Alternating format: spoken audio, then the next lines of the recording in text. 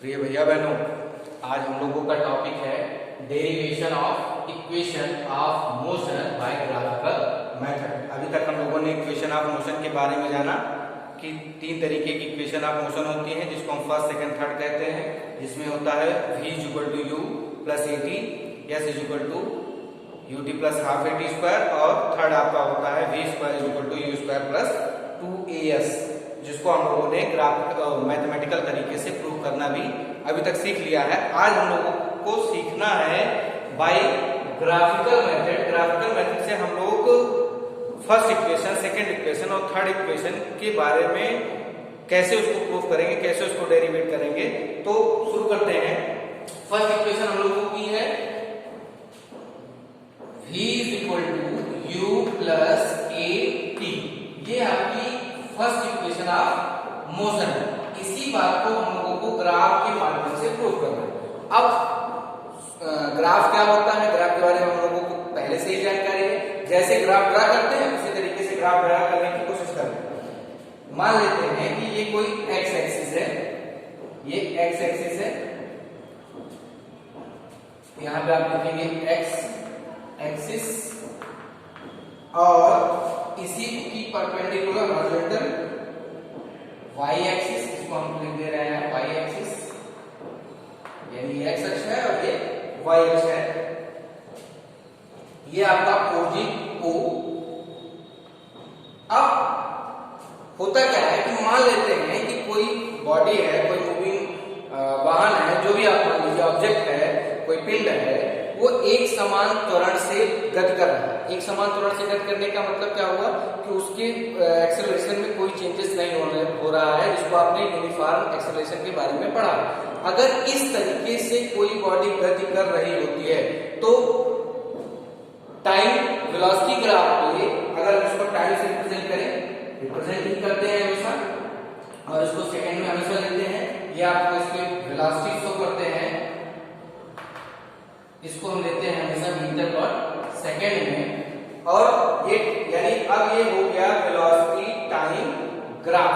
Velocity time graph में हमेशा क्या शो होता है, एक्सेलरेशन। इसको कभी कभी आपको क्वेश्चन में ये भी पूछ लेता है कि वेग समय ग्राफ से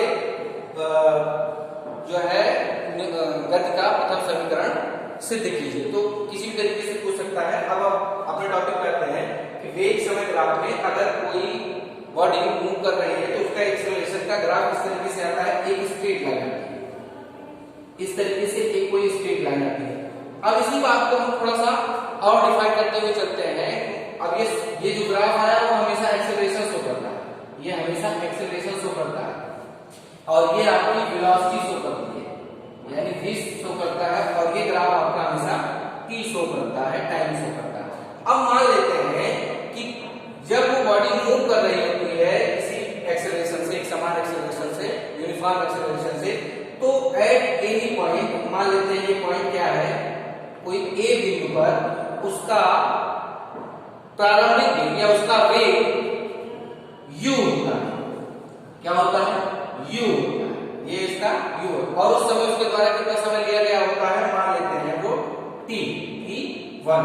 तो किसी t1 टाइम पर किसी मूविंग बॉडी का एक्सेलरेशन करते हुए किसी मूविंग बॉडी का t1 टाइम पर वेलोसिटी क्या होती है, u यानी इनिशियल वेलोसिटी, और कुछ समय बाद आफ्टर मान लेते हैं t second, after t second यानी आफ्टर t सेकेंड उसके द्वारा कोई टाइम लेके कितना हो जा रहा है, t2। कितना हो जा रहा है, t2। तो t2 पे मान लेते हैं उसकी कोई, यहां पे मान ले रहे हैं उसका कोई b पॉइंट पे उसका एक्सेलरेशन t2 हो जाता है। सॉरी, किसी b पॉइंट पे उसके द्वारा लिया गया समय क्या हो जा रहा है, t2 हो जा रहा है, और जब इसके द्वारा समय t2 हो जा रहा है तो इसके द्वारा इसकी वेलोसिटी क्या हो जा रही है, v हो जाती है, यानी इसकी फाइनल वेलोसिटी हो जा रही है v। अब इसी बात को एक बार फिर से समझें। माना कि ये कोई x एक्सिस है, ये कोई y एक्सिस है। x एक्सिस पे हमेशा टाइम दिखाएंगे, y एक्सिस पे हमेशा वेलोसिटी दिखाएंगे। अब हम ये मान ले रहे हैं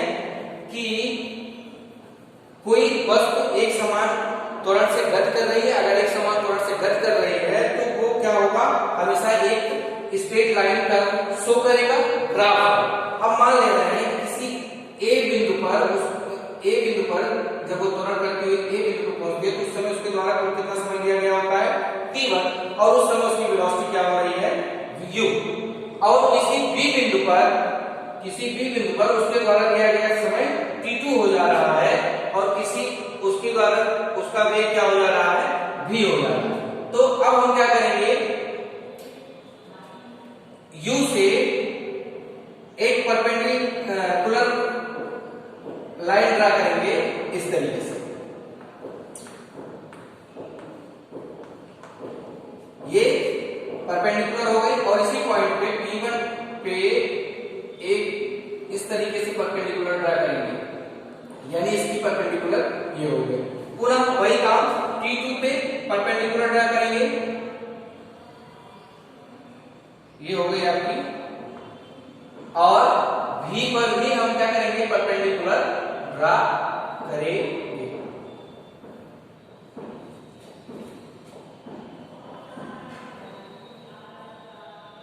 अब हमारे पास ये पॉइंट आ गया, ये B पॉइंट है, ये U है, ये U, ये B।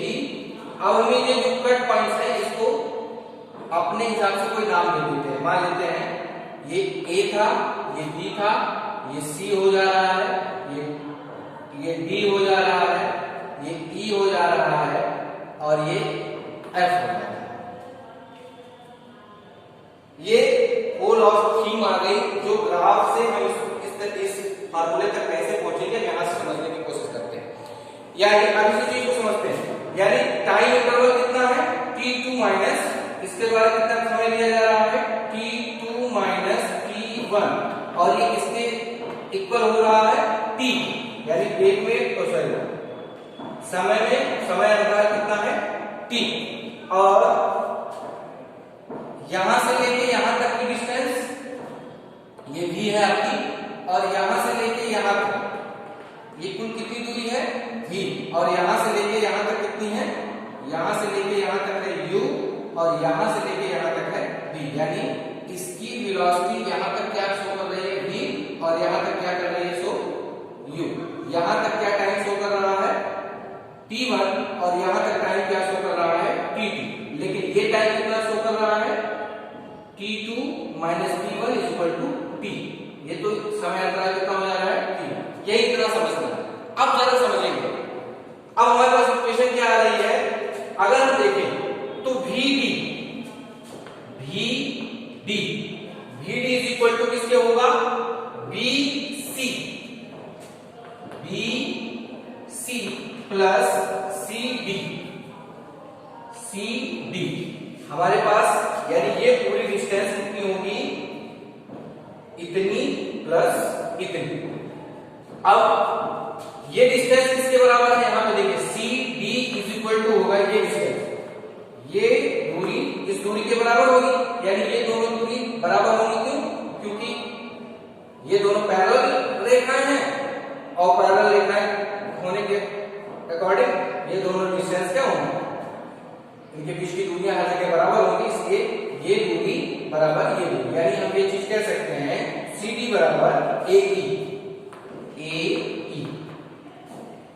और AE कितना है AE जितनी दूरी ये है उतनी दूरी ये है, यानी ये क्या शो कर रहा है वेलोसिटी u, इसी के इक्वल हो जाएगा आपका u। दूसरी बात, यहां से BD क्या शो कर रहा है, यहां से ये that is equal to AF, यहां पे देखिए ये तो एक हो ही गया। अब दूसरा BD is equal to FE और यही इक्वल टू होगा FE इक्वल टू होगा किसके ये टोटल कितनी वेलोसिटी चेंज हुआ, वेलोसिटी कितनी हो गई 0 टू u, यानी ये हो जाएगा v। ये टोटल वेलोसिटी कितनी हो जाएगी, यहां से लेके यहां तक v, यहां से लेके यहां तक u और यहां से लेके यहां तक v। यानी अब हमारे पास क्या हो गया BD is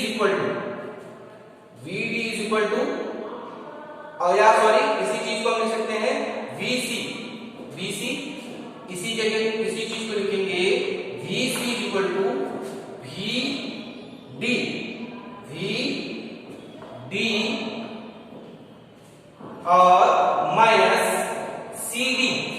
minus C D,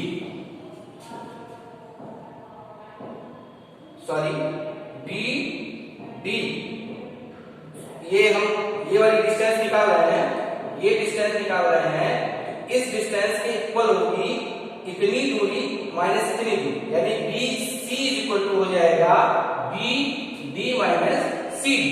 तो बी सी इक्वल टू हो जाएगा बी डी, बी डी कितना है, बी डी यू के इक्वल है, यहां से यानी बी माइनस और सी डी कितना है, सी डी बराबर ए और ए बराबर माइनस ए बराबर यू, यानी ये हमारे पास एक फार्मूला आ गया, इसको हम मान ले रहे हैं इक्वेशन सेकंड। दूसरा, इतनी बात मुझे लगता है कि आप लोगों को क्लियर हो गई।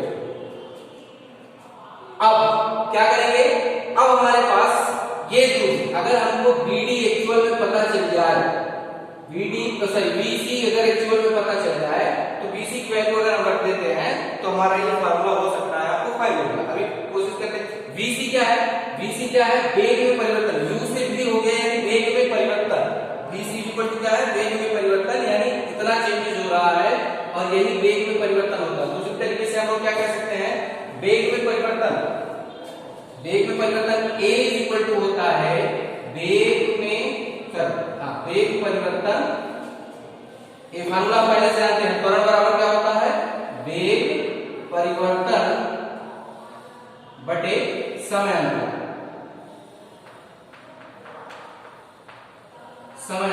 अब जरा देखिए वेग में परिवर्तन कितना हो रहा है, u था और v हो, v u के v के बीच में कितना है, af, या फिर इसी चीज को कह लेंगे bc, ये आपका हो जाएगा bc, sorry a equal to हो जाएगा bc अपॉन t, समयांतर कितना है t2 minus t1 that is equal to t। अब इसी चीज को लिख सकते हैं bc इक्वल टू at, ये हमारे पास आ गया थर्ड इक्वेशन को और सेकंड इक्वेशन को जब आपस में मर्ज करेंगे, यानी BC की वैल्यू अगर यहां पर रखेंगे तो हमारे पास आ जाएगा BC AT is equal to V minus U, और इसी चीज को जब हम अरेंज करके लिखेंगे तो V इज इक्वल टू हो जाएगा U प्लस AT। ये हमारे पास ग्राफिकल मेथड से V is equal to U plus AT का फार्मूला है। इसको लिखेंगे कैसे, लिखने के लिए इसका तरीका क्या है, हम यहां लिखेंगे कि माना कोई बॉडी एक एक्सेलरेशन से एक समान त्वरण से गति कर रही है, अगर एक एक्सेलरेशन से एक समान त्वरण गति कर रही है तो उसका ग्राफिकल रिप्रेजेंटेशन इस तरीके से होगा, इस तरीके से रिप्रेजेंटेशन होगा। और मान लेते हैं कि किसी एक पॉइंट पर, इस बात को ध्यान से सुनेंगे और फिर उसके बाद कॉपी में इसी तरीके से लिखेंगे जिस तरीके से मैं बोल रहा हूं। क्या लिखेंगे कि माना कोई बॉडी एक समान त्वरण से मूव कर रही है, एक्सेलरेट कर रही है, बढ़ रही है, तो उसका ग्राफिकल रिप्रेजेंटेशन इस तरीके से हो, वो ग्राफिकल रिप्रेजेंटेशन इस तरीके से बने। और एट एनी पॉइंट ए, किसी क्षण ए पर उसके द्वारा लिया गया समय t1 है और उसके द्वारा उस समय चली गई दूरी क्या है, u है, उसका प्रारंभिक वेग v है। आफ्टर सम टाइम, यानी जब उसने टाइम को चेंज किया तो t टाइम हो गया उसका, और t टाइम पर उसका कोई पॉइंट हमको v फाइंड होता है और उस समय उसकी वेलोसिटी क्या हो जाती है, v।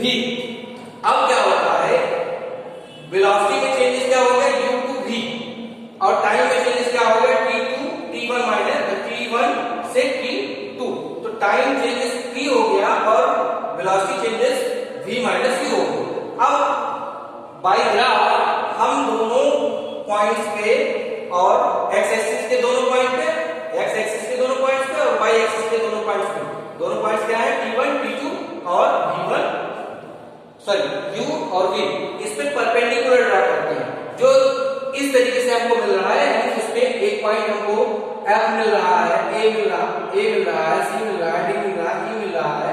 अब क्या कर रहे हैं, अब हम ये दिखाएंगे बाय ग्राफ, यहां पे दिखाएंगे ग्राफ से, बाय ग्राफ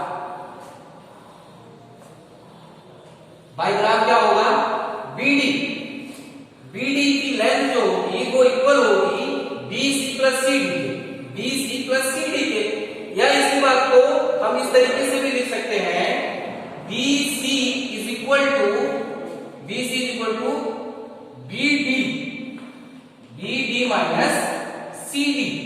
ये हमारे पास एक इक्वेशन आ गई जो अभी हमने यहाँ पे नीचे लिखी है।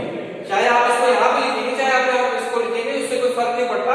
तो अब ये चीज हमारे पास ये आ गई। अब दूसरी चीज क्या है, जहां CD बराबर है AE के और वही वो इक्वल टू किसके है, U के। दूसरी चीज क्या है, BD इक्वल है FD के और वो इक्वल टू है B के। इन दोनों वैल्यूओं को इस इक्वेशन में पुट करने पर हमको ये फाइंड होता है, यानी BC इज इक्वल टू होता है B माइनस U। और थर्ड आपका क्या हो जाता है, फिर हम यहाँ पे इस चीज को यहीं पे छोड़ देंगे, फिर अपना फंडामेंटल जगह पे जाएंगे। फंडामेंटल क्या है कि हमको पता है कि त्वरण बराबर क्या होता है, वेग परिवर्तन की दर बटा समय अंतराल। इस फार्मूले को हम फिर से कंसीडर करेंगे और लिखेंगे। और जबकि BC आपका क्या शो कर रहा है ग्राफ में, वेग में परिवर्तन BC शो कर रहा है, तो यहाँ पे वेग परिवर्तन की जगह BC रखेंगे और A आपका त्वरण है, ये समय अंतराल कितना है, T हो गया, और BC इक्वल टू यहाँ से निकालना, BC इक्वल टू हो जाएगा आपका 80। अब आपके पास इस थर्ड इक्वेशन और सेकंड इक्वेशन को आपस में मर्ज करेंगे तो हमको मिल जाएगा 80 is equal to V minus U। और इसी चीज को जब अरेंज करके लिखेंगे तो V is equal to U plus 80। That is our first equation of motion. और इसको रिप्रेजेंटेशन कैसे, इसका ग्राफिकल डेरिवेशन किस तरीके से होगा, ये हम लोगों ने इस तरीके से सीखा। ये अभी फर्स्ट हुआ है, सेकंड इसी से रिलेटेड है, इसको आगे हम लोग पढ़ेंगे। अभी इतना ही आज के लिए, धन्यवाद।